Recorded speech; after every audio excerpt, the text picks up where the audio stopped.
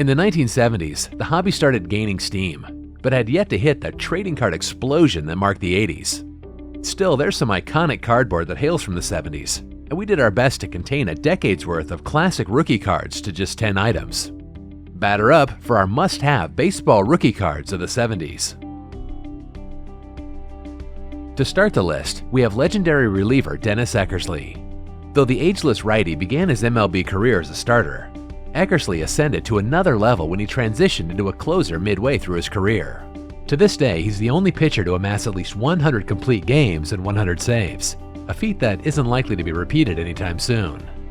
Another tough find in high grade, there are just 9 PSA 10s. Examples in PSA 10 currently hover around the $9,000 mark. Next up, we have the rookie card of Paul Molitor. Always brilliant with a bat, this 7-time All-Star amassed 3,319 hits, a World Series championship, and World Series MVP during his Hall of Fame career.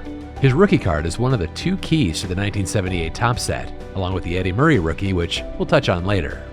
This card gets a bonus boost as it's also the rookie card of fellow Hall of Famer Alan Trammell. Miscuts and print defects like smudging combine to make this card a tough find in high grade. PSA Gem Mint 10 examples can fetch around $9,500. Carlton Fisk's rookie issue is next on our list. Fisk was a threat behind the plate and in the batter's box, and this 3-time Silver Slugger and 11-time All-Star is regularly mentioned among the best all-time catchers. It's for this reason, and many more, that Pudge is one of the most beloved players of the game, not to mention the 70s. As the only Hall of Famer rookie in the 1972 Topps set, this card is a must-have.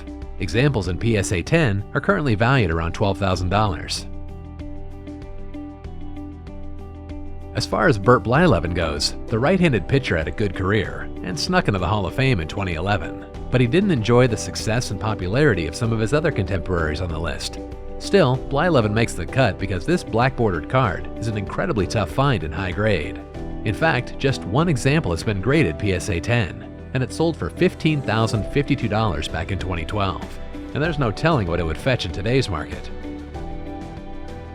Next on our list is Eddie Murray. As the picture of consistency, Steady Eddie averaged 174 hits, 87 runs, 27 home runs, and 103 RBIs over his 21-year career. He was among the decade's best, and though his name didn't quite ascend to the level of, say, Mike Schmidt, his rookie card is more than deserving of a spot on this list. Just like Molitor's rookie, miscuts and print defects make this card a tough catch in high grade. PSA 10 examples can command around $18,000.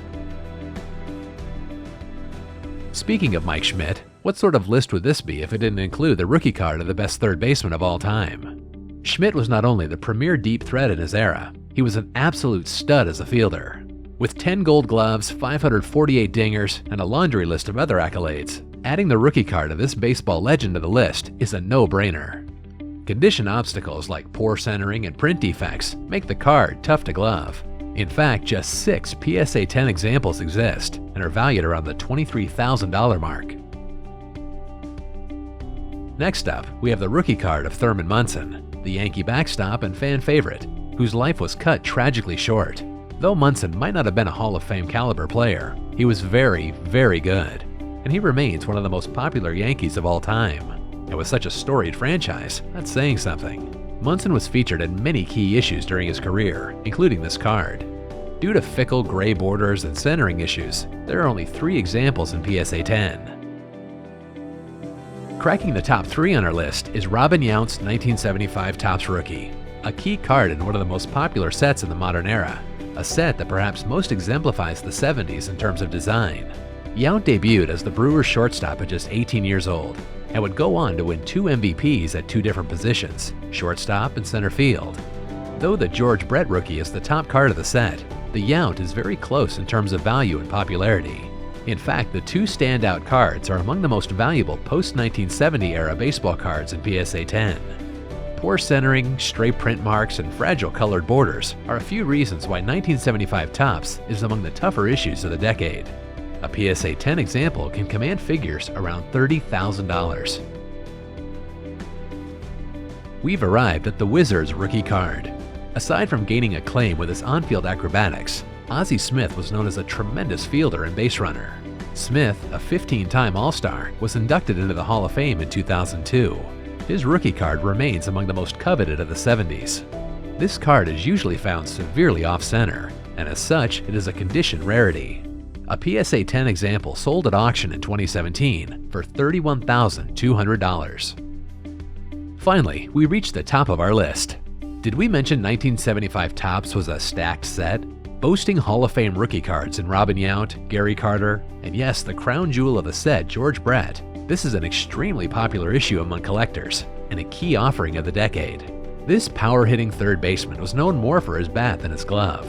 In fact, he was the first ever player to take home batting titles in 3 different decades, with a title in the 70s, 80s, and 90s. He was an absolute beast on the diamond, a fact reflected in the popularity and value of his rookie cards. As one of the most colorful and toughest sets of the decade, this card must overcome fragile corners, print defects, and poor centering to achieve PSA Gem Mint 10 status. PSA 10 examples are valued at $35,000. Well, we covered some of the best rookie cards spread over an entire decade. And of course, it's impossible to fit all the deserving cards within one top 10 list. So what cards would you add?